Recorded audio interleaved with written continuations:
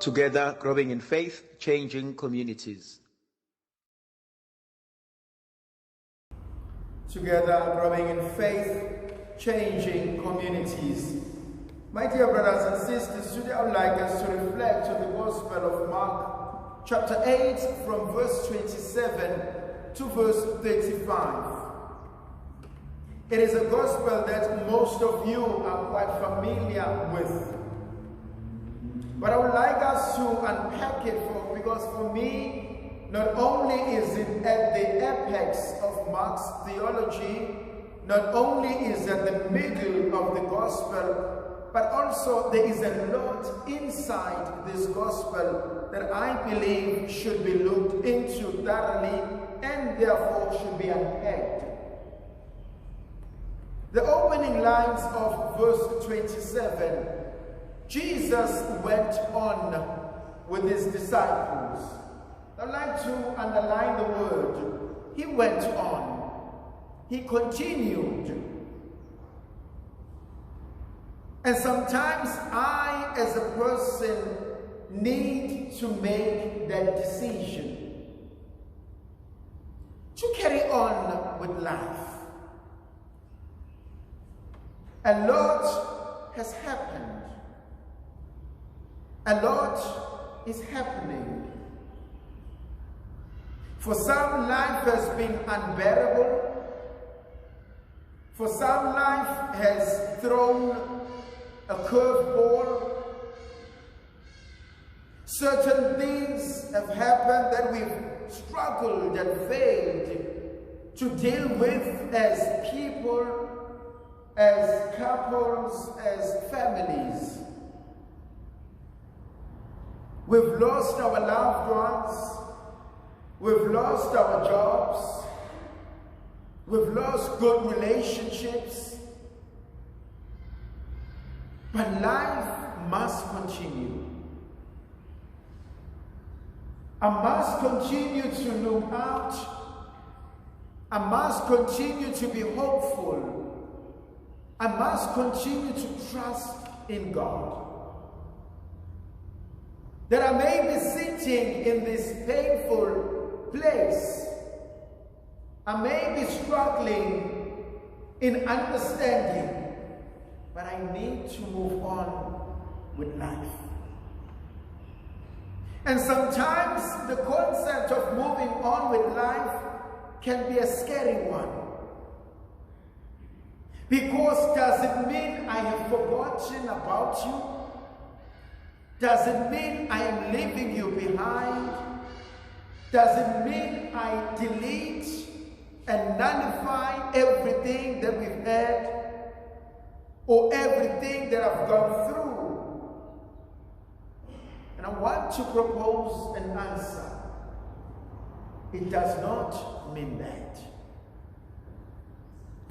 But in the most beautiful way, it means I have found a new way, a new expression in living with you in the new reality.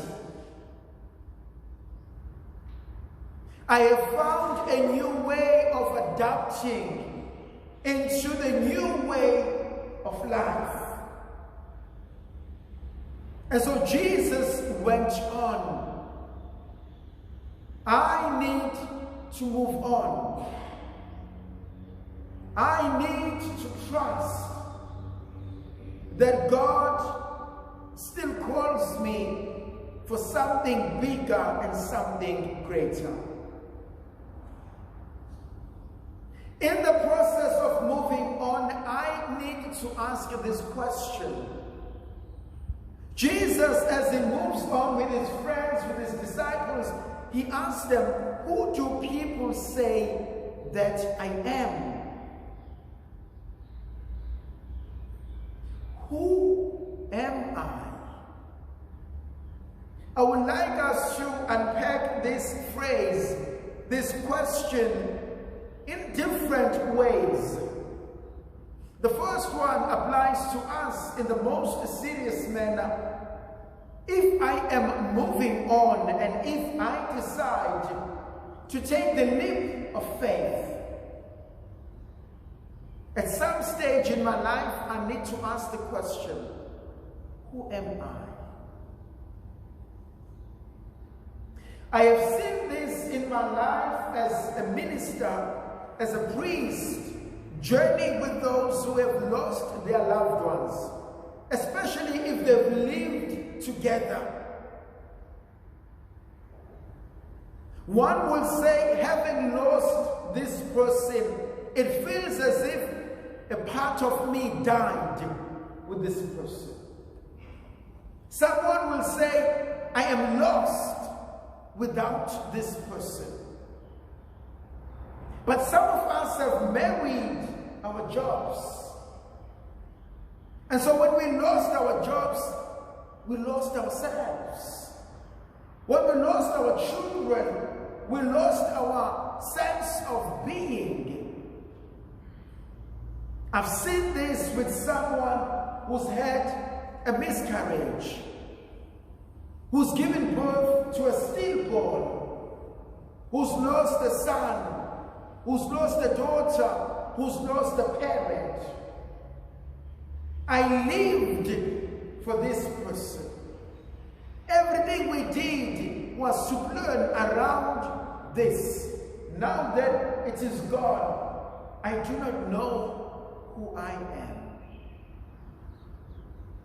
And so the most important question is to ask, who am I? Having gone through so much, have I lost my identity? And my brothers and sisters, for a great number of us, yes, we have.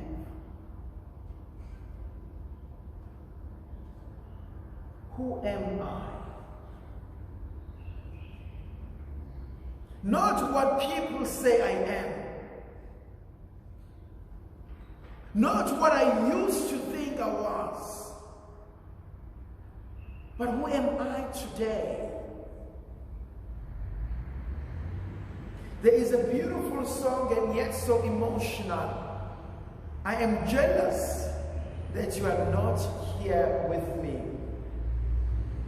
I am jealous that you left me. And how do you expect that I live without you?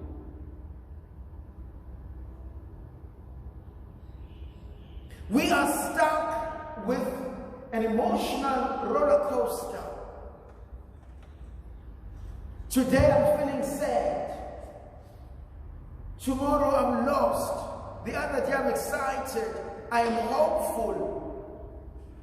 My dear brothers and sisters, many of us in this church, in our homes, are struggling with depression, with anxiety. How many of us have panic attacks? How many of us dread a new day? How many of us hate meeting new people? But silently we suffer. But I need to ask myself, who am I? And the apostle says, but some say, you are John the Baptist, you are Elijah, you are one of the prophets. We know that's not true. And people have given us names. For those who've lost their jobs, they've lost a sense of identity. Because as a man, I'm supposed to be a provider. As a man, I'm supposed to be doing this. As a parent, I'm supposed to be supporting.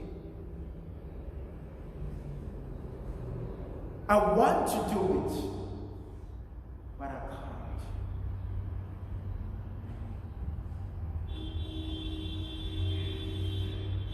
It affects men and women differently. But how do I learn to redefine myself? How do I learn to pick up the broken pieces of my life? How do I learn to soldier on? Jesus says, they've given me all these answers. They are not true. What about you? Who do you say that I am? As my family, as my friends, as my colleagues, as my partner, as my spouse, who am I to you? Am I still the man you fell in love with? Am I still the woman you fell in love with? Am I still the child you gave birth to? Am I still the person you enjoy being with? Do I drain you? Do I exhaust you? Or do you still find pleasure in being with me? Then Peter is able to define who Jesus is. And Jesus says, well done, Peter, very good. But just hold it there. Let no one else knows this truth. Let them find out for themselves. In his most beautiful encyclical that St. John Paul the Great ever wrote, out of the many that he wrote, it's called Ecclesia in Africa, the church in Africa. And he argues in this beautiful article, he says, the church in Africa needs to answer this question. Who is Jesus for you? And the church in Africa needs to know who is Jesus. But I think each and every one of us need to answer that question. Who am I in the presence of God? The last point I want to talk about. Jesus says the Son of Man must be killed.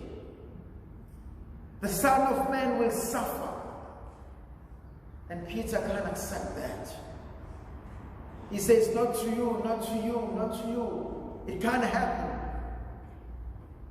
And Jesus makes two beautiful points. The first one, he rebukes him, but he says, you are not thinking like God. You are not on the side of God. You are fighting against God's plan. And the second one, equally important. Anyone who wants to follow me must pick up his cross.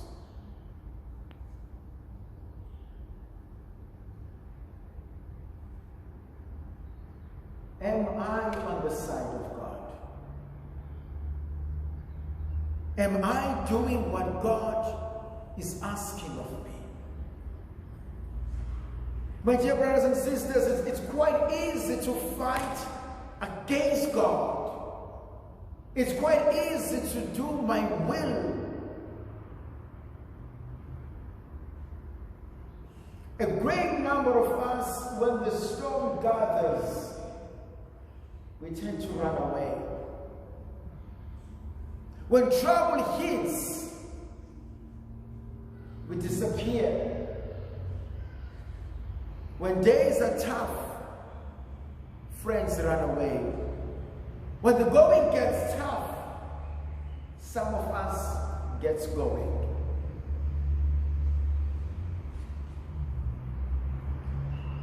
One of the most beautiful, powerful birds, it's an eagle. When the storm gathers, all the other birds go into hiding, but the eagle goes outside and it glides on the storm. and it allows the storm to take it to the furthest heights that it will not have done it on its own. It just relaxes and trusts, and it will go, and it will go, and it will enjoy the ride.